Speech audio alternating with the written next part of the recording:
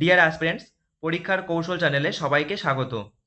যারা WBSI WB constable এবং KP কনস্টেবলের এক্সাম দেবে তাদের জন্য এই সিরিজে জেনারেল স্টাডিজের বিগত বছরের এবং গুরুত্বপূর্ণ প্রশ্নগুলো নিয়ে আলোচনা করা হবে। এবং আমরা আজকে ইতিহাস থেকে দ্বিতীয় ক্লাস মানে প্রাচীন ইতিহাস থেকে গুপ্ত এবং মৌর্য সাম্রাজ্য নিয়ে আলোচনা করব। চলো শুরু করা যাক। প্রথম প্রশ্ন, মৌর্য সাম্রাজ্যের প্রতিষ্ঠাতা কে? ক চন্দ্রগুপ্ত মৌর্য, খ অশোক, গ বিন্দুসার, ঘ মহাপদ্মনন্দ। আমরা জানি এই সঠিক উত্তর হয়ে যাবে চন্দ্রগুপ্ত মৌর্য, যিনি নন্দ বংশের ধননন্দকে পরাজিত করেছিল এবং মৌর্য সাম্রাজ্য প্রতিষ্ঠাতা করেছিল। আর অশোক ছিল বিন্দুসারের পুত্র, আর বিন্দুসার হচ্ছে চন্দ্রগুপ্ত মৌর্যের পুত্র। তাহলে অশোক এখানে তৃতীয় সম্রাট এবং যাকে আমরা মহান সম্রাট হিসেবে জানি মৌর্য বংশের বা আমাদের ভারতেরও মহান সম্রাট একজন অশোক। আর এই মহাপদ্মনন্দ হচ্ছে নন্দ বংশের প্রতিষ্ঠাতা, নন্দ বংশের। পরের প্রশ্ন, চন্দ্রগুপ্ত মৌর্যের উপদেষ্টা কে ছিলেন? ক কৌটিল্য বা চাণক্য, খ পুষ্যমিত্র, গ বাণভট্ট, ঘ কালিদাস। এখানে সঠিক উত্তর হয়ে যাবে কৌটিল্য বা চাণক্য, যিনি মৌর্য সাম্রাজ্য প্রতিষ্ঠাতে মানে মূল ভূমিকা ছিল যার, আর যাকে কূটনীতিবিদ হিসাবে আমরা জানি, কূটনীতিবিদ। আর পুষ্যমিত্র কে ছিলেন? তিনি ছিলেন মৌর্য বংশের শেষ সম্রাট, বৃহদত্তের সেনাপতি এবং শুঙ্গ বংশের প্রতিষ্ঠাতা, মুসলমানদের শুঙ্গ বংশের প্রতিষ্ঠাতা। আর বাণভট্ট তিনি ছিলেন সপ্তম শতাব্দীর একজন সংস্কৃত পণ্ডিত এবং হর্ষবর্ধনের সভাকবি, যে হর্ষচরিত লিখেছিল, হর্ষচরিত। আর কালিদাস তিনি ছিলেন গুপ্ত যুগের একজন বিখ্যাত কবি ও নাট্যকার, গুপ্ত যুগের। পরের প্রশ্ন, অর্থশাস্ত্র কার রচনা? ক কালিদাস, খ কৌটিল্য, গ বাণভট্ট, ঘ পতঞ্জলি। তো এখানে সঠিক উত্তরটি হয়ে যাবে খ কৌটিল্য। এই অর্থশাস্ত্র গ্রন্থটা যেটা, এটার ভিতরে কি আছে? কূটনীতি এবং রাষ্ট্রশাসন সম্বন্ধে আছে। আর কালিদাস কি লিখেছিল? মেঘদূতম, মেঘদূত বা অভিজ্ঞান শকুন্তলম, মেঘদূত আর অভিজ্ঞান শকুন্তলম হচ্ছে বই, মানে বিখ্যাত বই তার। বাণভট্ট কি লিখেছিল? হর্ষচরিত, হর্ষবর্ধনের জীবনী। আর পতঞ্জলি কি কি লিখেছিল না, এটা এর প্রধান একটা গ্রন্থ হলো যোগাসূত্র বা যোগসূত্র, যেটাকে হিন্দিতে যোগা সূত্র বলে। পরের প্রশ্ন, মৌর্য সাম্রাজ্যের রাজধানী কোথায় ছিল?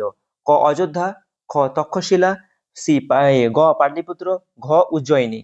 তো এখানে সঠিক উত্তরটি হয়ে যাবে পাটলিপুত্র। পাটলিপুত্র যেটা বর্তমানে নাম হচ্ছে যেটা পাটনা বিহারের। হ্যাঁ, এটাই, এটা মানে মৌর্য সাম্রাজ্যের প্রশাসনিক এবং মানে মেন রাজধানী ছিল। বাকি যেগুলো জেনে নিই, অযোধ্যা কি ছিল, তক্ষশিলা বা উজ্জয়িনী। অযোধ্যা এটা ছিল কৌশল মহাজনপদ, কৌশল মহাজনপদের রাজধানী। আর তক্ষশিলা এটা একটা গুরুত্বপূর্ণ শিক্ষা কেন্দ্র ছিল মৌর্য বংশেরই, কিন্তু রাজধানী নয়। আর উজ্জয়িনী এটাও মৌর্যের গুরুত্বপূর্ণ প্রাদেশিক রাজধানী ছিল, উজ্জয়িনী প্রাদেশিক কোনো একটা প্রদেশের, উজ্জয়িনী একটা প্রদেশের রাজধানী ছিল। পরের প্রশ্ন, অশোকের বিখ্যাত শিলালিপি কোথায় পাওয়া যায়? ক সাঁচি, খ কৌশাম্বী, গ কালসি, আর ঘ সবগুলোই। এখানে উত্তরটি হয়ে যাবে সবগুলোই। সাঁচিতেও পাওয়া গেছে, কৌশাম্বীতেও পাওয়া গেছে, কালসি মানে আরো অনেক জায়গায় পাওয়া গেছে। তাই এখানে উত্তরটি সঠিক মানে তিনটেই। পরের প্রশ্ন, অশোক কোন ধর্ম গ্রহণ করেছিলেন? ক হিন্দু ধর্ম, খ জৈন ধর্ম, গ বৌদ্ধ ধর্ম, আর ঘ আজীবক ধর্ম। আমরা জানি অশোক বৌদ্ধ ধর্ম গ্রহণ করেছিল এবং তার প্রচারও করেছিল প্রচুর। কলিঙ্গ যে যুদ্ধ হয়েছিল, কলিঙ্গ যুদ্ধ, সেই কলিঙ্গ যুদ্ধের পর তিনি মানে বৌদ্ধ ধর্মে দীক্ষা নিয়েছিল, আর বৌদ্ধ ধর্ম তারপর প্রচুর প্রচার করেছিল, আর যুদ্ধ করেননি তিনি। পরের প্রশ্ন, অশোকের আগে মৌর্য সাম্রাজ্যের শাসক কে ছিলেন? ক বিন্দুসার, খ বৃহদ্রথ, এটা মিস্টেক হয়ে গেছে, গ মহাপদ্মনন্দ, আর ঘ হচ্ছে পুষ্যমিত্র। তো অশোকের আগে মৌর্য সাম্রাজ্য শাসক ছিল, তারই বাবা হবে বিন্দুসার। পরের প্রশ্ন, অশোক কলিঙ্গ যুদ্ধ কত সালে হয়েছিল? ক খ্রিস্টপূর্ব 261, খ খ্রিস্টপূর্ব 326, খ্রিস্টপূর্ব 321, আর ঘ হচ্ছে খ্রিস্টপূর্ব 200। এখানে সঠিক উত্তর হয়ে যাবে ক খ্রিস্টপূর্ব 261। এটা অশোকের জীবনের সবচেয়ে একটা মানে গুরুত্বপূর্ণ ঘটনা কলিঙ্গ যুদ্ধ, যার রাজত্ব তার রাজত্বের অষ্টম বছরে, মানে তিনি 261 হচ্ছিল অষ্টম বছর রাজত্বে, অষ্টম বছরে 261 খ্রিস্টাব্দে যুদ্ধ সংঘটিত হয়েছিল। পরের প্রশ্ন, অশোক কলিঙ্গ যুদ্ধের পর কোন ধর্ম গ্রহণ করেন? ক হিন্দু ধর্ম, খ জৈন ধর্ম, গ বৌদ্ধ ধর্ম, ঘ আজীবক ধর্ম। আমি একটু আগে দিলাম, কলিঙ্গ যুদ্ধে তিনি বৌদ্ধ ধর্ম গ্রহণ করেছিলেন। সঠিক উত্তর বৌদ্ধ ধর্ম হয়ে যাবে। পরের প্রশ্ন, অশোকের শিলালিপি কোন লিপিতে লেখা ছিল? ক ব্রাহ্মী ও খরষ্টি, খ দেবনাগরী, গ তামিল, আর ঘ উর্দু। এখানে সঠিক উত্তরটি হয়ে যাবে ব্রাহ্মী ও খরষ্টি। শিলালিপিগুলি বেশিরভাগই ব্রাহ্মী লিপিতে লেখা, তবে কিছুটা অংশ ছিল এটা খরষ্টিতে লেখা, এবং কিছু গ্রিক লিপিও ব্যবহৃত হয়েছে। এর সঠিক উত্তর ব্রাহ্মী ও খরষ্টি। পরের প্রশ্ন, অশোকের প্রতীকী চিহ্ন কোনটি? ক পদ্ম, খ সিংহস্তম্ভ, গ চক্র, আর ঘ ষাঁড়। এখানে সঠিক উত্তরটি হয়ে যাবে সিংহ স্তম্ভ। আমরা দেখি অশোক সিংহ স্তম্ভ একটা থাকে, সিংহের মতো একটা চেহারা, সেটাই তার প্রতীকী চিহ্ন ছিল। পরের প্রশ্ন, অশোকের সময় কোন সভা অনুষ্ঠিত হয়? প্রথম বৌদ্ধ সংঘ, দ্বিতীয় বৌদ্ধ সংঘ, তৃতীয় বৌদ্ধ সংঘ, আর ঘ হচ্ছে চতুর্থ বৌদ্ধ সংঘ। অশোকের সময় যেটা হয় সেটা হচ্ছে গ তৃতীয় বৌদ্ধ সংঘ। এটা হচ্ছে কোথাও হয়েছিল পাটলিপুত্রতে, রাজধানীতে। হ্যাঁ। পরের প্রশ্ন, অশোক কোথায় বৌদ্ধ ধর্ম প্রচারক পাঠিয়েছিলেন? ক শ্রীলঙ্কা, খ মিশর, গ গ্রিস, ঘ সবগুলোই। এখানে সঠিক উত্তরটি হয়ে যাবে ঘ সবগুলোই। তিনি সব জায়গাতেই, শ্রীলঙ্কাতে পাঠিয়েছিল, মিশরেও পাঠিয়েছিল, আর গ্রিসেও পাঠিয়েছিল তার ধর্মপ্রচারক। পরের প্রশ্ন, মৌর্য যুগে রাষ্ট্রের প্রধান আয় কি ছিল? ক কৃষি কর, খ বাণিজ্য, আর গ খনিজ সম্পদ, আর ঘ হচ্ছে যুদ্ধ লাভ। এখানে সঠিক উত্তর হয়ে যাবে কৃষি কর। মানে মৌর্য সমাজের মূল অর্থনীতি ছিল কৃষিভিত্তিক। রাষ্ট্রের আয়ের প্রধান ছিল সেটা হচ্ছে কৃষকদের কাছ থেকে আদায় করা কর, যা ভাগ নামেও পরিচিত, ভাগ, ভাগ বলা হয়। পরের প্রশ্ন, অশোকের পিতা কে ছিলেন? ক চন্দ্রগুপ্ত মৌর্য, খ বিন্দুসার, গ মহাপদ্মনন্দ, ঘ পুষ্যমিত্র। এখানে সঠিক উত্তরটি হয়ে যাবে খ বিন্দুসার। আমরা অনেকবারই দেখলাম আর বিন্দুসারের পিতা ছিল চন্দ্রগুপ্ত মৌর্য, আর মহাপদ্মনন্দ ইনি হচ্ছেন নন্দ বংশের, পুষ্যমিত্র হচ্ছে শুঙ্গ বংশ প্রতিষ্ঠা। পরের প্রশ্ন, চন্দ্রগুপ্ত মৌর্য কাকে পরাজিত করে পাটলিপুত্র দখল করেন? সেলিউকাস, খ হচ্ছে মহাপদ্মনন্দ, গ বর্ধন, আর ঘ হচ্ছে মগধের শূদ্র রাজা। এখানে সঠিক উত্তর হয়ে যাবে ঘ মগধের শূদ্র রাজা। পরের প্রশ্ন, চন্দ্রগুপ্ত মৌর্যের শেষ জীবনে কোন ধর্ম গ্রহণ করেছিলেন? ক হিন্দু ধর্ম, খ জৈন ধর্ম, গ বৌদ্ধ ধর্ম, আর ঘ আজীবক ধর্ম। এখানে সঠিক উত্তরটি হয়ে যাবে খ জৈন ধর্ম। চন্দ্রগুপ্ত মৌর্য জীবনের শেষ দিকে সিংহাসন ত্যাগ করে জৈন সন্ন্যাসী ভদ্রবাহুর সাথে দাক্ষিণাত্যের শ্রবণ বেলগোলায় যান এবং সেখানে জৈন ধর্মমতে স্বেচ্ছা মৃত্যুবরণ করেন। পরের প্রশ্ন, অশোক কোন স্থানে দীক্ষা নিয়েছিলেন? ক বোধগয়া, খ সাঁচি, গ কাশী, আর ঘ পাটলিপুত্র। এখানে সঠিক উত্তর হয়ে যাবে পাটলিপুত্র। বিভিন্ন বৌদ্ধ ধর্মগ্রন্থ অনুসারে উপগুপ্ত নামক একজন বৌদ্ধ ভিক্ষুর কাছে অশোক পাটলিপুত্রের বৌদ্ধ ও ধর্ম দীক্ষা গ্রহণ করেন। পরের প্রশ্ন, অশোকের পুত্র মহেন্দ্র কোন দেশের ধর্ম প্রচারক হিসেবে যান? ক নেপাল, খ শ্রীলঙ্কা, গ বার্মা, আর গ হচ্ছে থাইল্যান্ড। তো এখানে সঠিক উত্তরটি হয়ে যাবে শ্রীলঙ্কা। অশোক তার পুত্র মহেন্দ্রকে বৌদ্ধ ধর্ম প্রচারের জন্য শ্রীলঙ্কা তখন পাঠিয়েছিলেন। পরের প্রশ্ন, অশোকের কন্যা সংঘামিত্রা কোথায় গিয়েছিলেন? ক নেপাল, খ শ্রীলঙ্কা, গ কাশ্মীর, ঘ আফগানিস্তান। এখানে সঠিক উত্তর হচ্ছে শ্রীলঙ্কা। তার পুত্রের সাথে সাথে তার কন্যাকেও পাঠিয়েছিল অশোক শ্রীলঙ্কা। পরের প্রশ্ন, চন্দ্রগুপ্ত মৌর্য কোন বিদেশি শাসকের সাথে চুক্তি করেছিলেন? ক সেলিউকাস, খ আলেকজান্ডার, গ দারিয়াস, আর ঘ জেনোফন।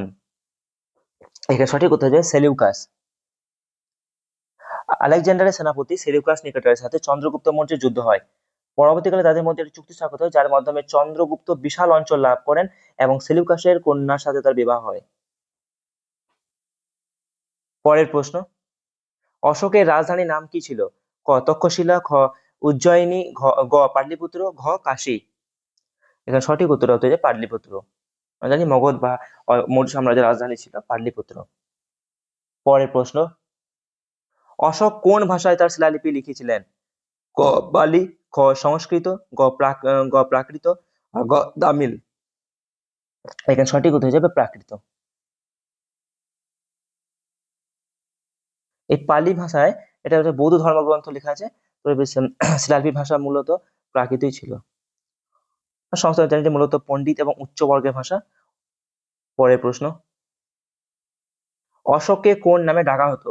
ক ধর্মাশোক, খ মহাশোক, গ বুদ্ধাশোক, আর ঘ অজাতশত্রু।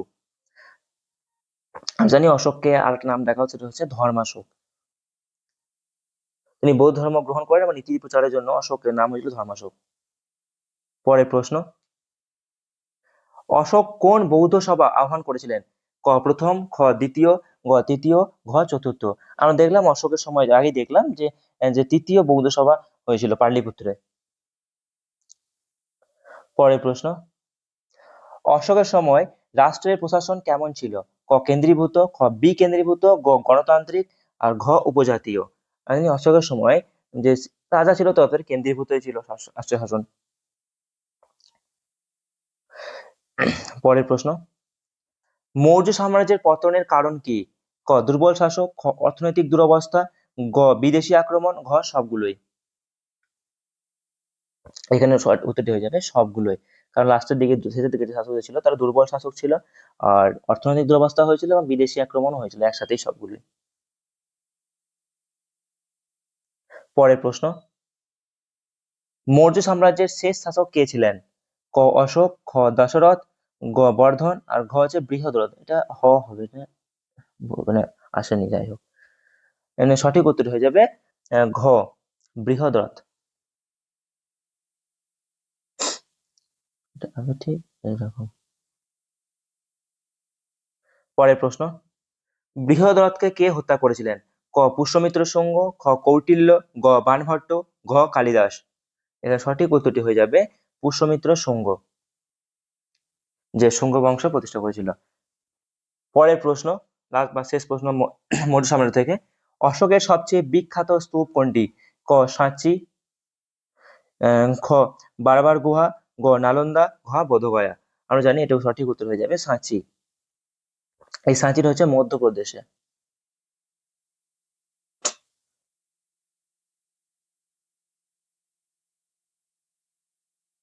মধ্যপ্রদেশ। মৌর্য সাম্রাজ্য এখানে শেষ হলো, এরপরে আমরা গুপ্ত সাম্রাজ্য থেকে 30টা কোশ্চেন করবো। গুপ্ত সাম্রাজ্যের প্রতিষ্ঠাতা কে ছিলেন? ক চন্দ্রগুপ্ত প্রথম, খ সমুদ্রগুপ্ত, গ চন্দ্রগুপ্ত দ্বিতীয়, ঘ স্কন্দগুপ্ত। আমরা জানি শ্রীগুপ্ত তিনি গুপ্ত যুগের সূচনা করেছিল গুপ্ত সাম্রাজ্যের, কিন্তু প্রকৃত প্রতিষ্ঠা হিসাবে চন্দ্রগুপ্ত প্রথমকেই ধরা হয়। একেই মানে তিনি চন্দ্রগুপ্ত প্রথম বলা হয়, যে তিনি মানে প্রকৃত শাসক, যে মহারাজাধিরাজ উপাধিও নিয়েছিল। মহারাজা ধীরাজ। পরের প্রশ্ন, চন্দ্রগুপ্ত প্রথম কোন উপাধি গ্রহণ করেছিলেন? ক মহারাজাধিরাজ, খ ধর্মরাজা, গ মহারাজা, আর ঘ মহাশক্তিমান। আমি একটু আগেই বললাম যে তিনি চন্দ্রগুপ্ত প্রথম তিনি মহারাজাধিরাজ উপাধি নিয়েছিল, মানে রাজাদের রাজা, মনে হচ্ছে রাজাদের রাজা। পরের প্রশ্ন, গুপ্ত যুগের স্বর্ণযুগের সূচনা কে করেছিলেন? চন্দ্রগুপ্ত প্রথম, খ সমুদ্রগুপ্ত, গ চন্দ্রগুপ্ত দ্বিতীয়, আর ঘ হচ্ছে স্কন্দগুপ্ত। তাহলে এখানে সঠিক উত্তরটি হয়ে যাবে গ চন্দ্রগুপ্ত দ্বিতীয়, যাকে গুপ্ত যুগের মানে স্বর্ণযুগের সূচনা করেছিলেন যিনি বলা হতো। তা আবার তাকেই বলা হতো বিক্রমাদিত্য। মাদিত্য।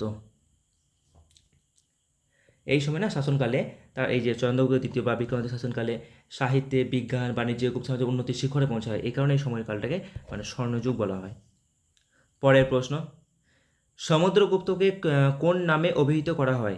ক ভারতেশ্বর, খ ভারত চক্রবর্তী, গ ভারত পিতা, আর ঘ হচ্ছে নৃপতি। এখানে সঠিক উত্তরটি হয়ে যাবে ভারত চক্রবর্তী।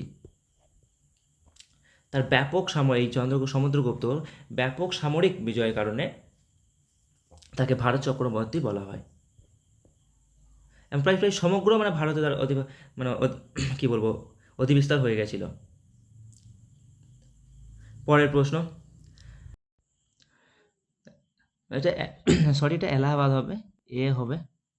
এলাহাবাদ স্তম্ভলিপি কার শাসনকালে পরিচয় বহন করে?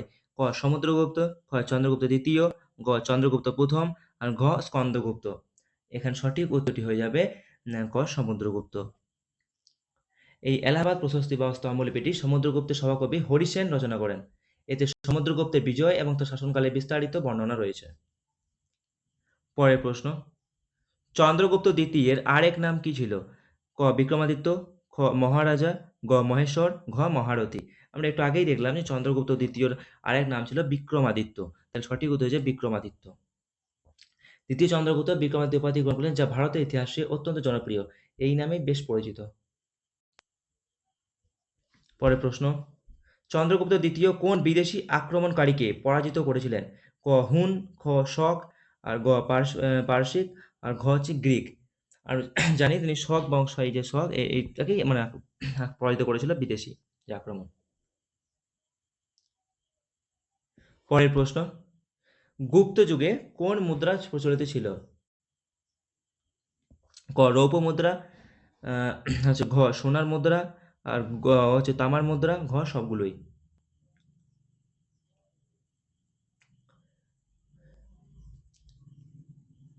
এখানে সঠিক উত্তর সবগুলোই।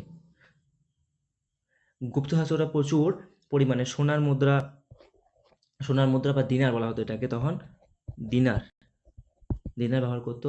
আর তামার মুদ্রা বা রূপক, এটাকে তামার মুদ্রাকে বলা হয়েছে বা রূপক, আহ, তামার মুদ্রা। আর প্রশ্ন ছিল যা তাদের অর্থনীতি সমাজে পরিচয় দেয়, সরি রূপার মৌপ মুদ্রাটা ছিল রূপক।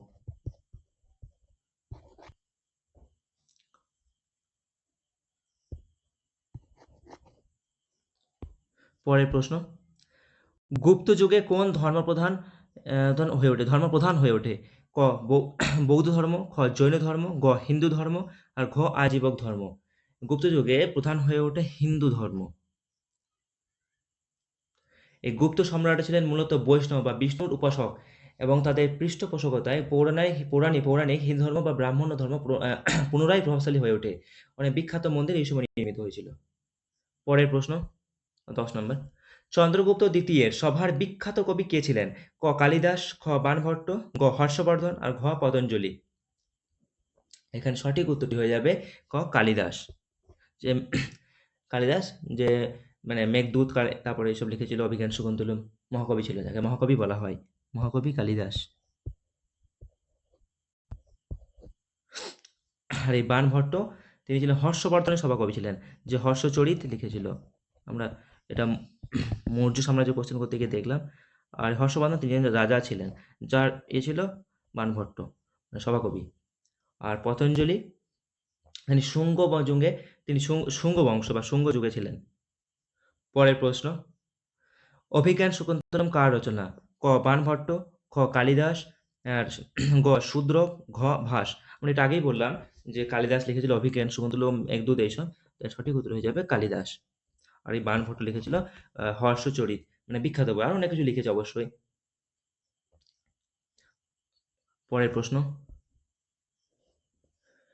গুপ্ত যুগে আয়ুর্বেদ বিষয়ে বিশেষজ্ঞ কে ছিলেন?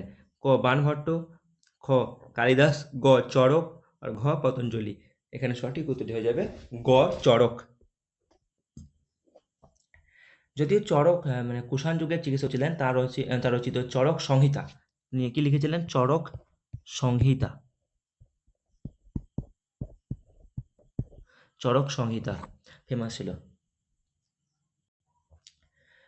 গুপ্ত যুগে আয়ুর্বেদের অন্যতম প্রধান গ্রন্থ হিসেবে বিখ্যাত ও সম্পাদিত প্রধান গ্রন্থ গুপ্ত যুগে এর মানে এটা ছিল ওটা চিকিৎসা গ্রন্থ। আর এই বাণভট্ট, কালিদাস এবং পতঞ্জলি, বিশেষ করে বাণভট্ট এবং কালিদাস কেউ চিকিৎসা শাস্ত্রের সঙ্গে যুক্ত ছিল না।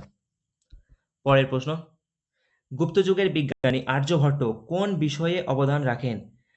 ক গণিত ও জ্যোতির্বিদ্যা, খ চিকিৎসা, গ কৃষি, আর ঘ অর্থনীতি। আমরা জানি আর্যভট্ট যে ছিল সে গণিত এবং জ্যোতির্বিদ্যা সম্বন্ধে বিশেষজ্ঞ ছিলেন বা তার বিজ্ঞানী ছিলেন। আর যুগান্তরী তাকে একটা যুগান্তকারী গণিত বিজ্ঞানী বলা হয় আর্যভট্টকে। তিনি শূন্যের ব্যবহার এসব দিয়েছিল। পরের প্রশ্ন, গুপ্ত যুগে ফা হিয়েন কোন দেশে ভ্রমণ করেছিলেন? ক চীন, খ ভারত, গ শ্রীলঙ্কা, আর ঘ তিব্বত। এখন গুপ্ত যুগের কথা বলা হচ্ছে। আর ফা হিয়েন আমরা জানি তিনি এসেছিলেন কোথায়, কার আমলে, চন্দ্রগুপ্তের আমলে এসেছিল আমাদের ভারতে। পরের প্রশ্ন, ফা হিয়েন কার শাসনকালে ভারতে ছিলেন? ক সমুদ্রগুপ্ত, খ চন্দ্রগুপ্ত দ্বিতীয়, গ চন্দ্রগুপ্ত প্রথম, ঘ স্কন্দগুপ্ত। এখানে সঠিক উত্তর হয়ে যাবে খ চন্দ্রগুপ্ত দ্বিতীয়। ফা হিয়েন এসেছিল চন্দ্রগুপ্ত দ্বিতীয়ের আমলে দার্শনিক সব। পরের প্রশ্ন, গুপ্ত যুগে প্রধান কর কি নামে পরিচিত ছিল? ক ভূমিকর, খ বালিকর, ঘ ভাগ, এটা ভাগ হবে বা আর ঘ হচ্ছে বাণিজ্য কর। এখানে সঠিক উত্তর হয়ে যাবে ভাগ বা ভগ যেটা বলা হয়, এটা হচ্ছে কৃষি কর, যেটা কৃষি থেকে নেওয়া হতো। পরের প্রশ্ন, স্কন্দগুপ্ত কাদের আক্রমণ প্রতিহত করেছিলেন? ক হুন, খ শক, গ গ্রিক, আর ঘ পারসিক। আমরা জানি স্কন্দগুপ্ত বৈদেশিক যে ভয়ঙ্কর হুন আক্রমণ, সেই হুন আক্রমণ ঠেকিয়েছিল বা প্রতিহত করেছিল। পরের প্রশ্ন, গুপ্ত যুগের রাজধানী কোথায় ছিল? ক তক্ষশিলা, খ হচ্ছে অযোধ্যা, গ পাটলিপুত্র, ঘ কাশী। এখানে সঠিক উত্তরটি হয়ে যাবে গ পাটলিপুত্র। মৌর্যদের মতো গুপ্তদেরও রাজধানী ছিল পাটলিপুত্র, তবে পরবর্তীতে উজ্জয়িনী একটি গুরুত্বপূর্ণ প্রশাসনিক কেন্দ্রে পরিণত হয়েছিল। পরের প্রশ্ন, গুপ্ত যুগে ধাতুর মূর্তি তৈরির উৎকর্ষ কোথায় দেখা যায়? ক সাঁচি, খ মথুরা, গ আম্রাবতী, আর ঘ বাড়াবার। এখানে সঠিক উত্তর হয়ে যাবে খ মথুরা। মথুরার এবং সারনাথ গুপ্ত যুগে ভাস্কর্য শিল্পের প্রধান কেন্দ্র ছিল। এখানে পাথর এবং ধাতু উভয়েরই শিল্প হতো, মূর্তি তৈরি হতো। পরের প্রশ্ন, গুপ্ত যুগের পতনের প্রধান কারণ কি ছিল? ক বিদেশি আক্রমণ, খ দুর্বল শাসক, গ অর্থনৈতিক অবস্থা, ও সবগুলোই। এখানে সঠিক উত্তরই হয়ে যাবে সবগুলোই।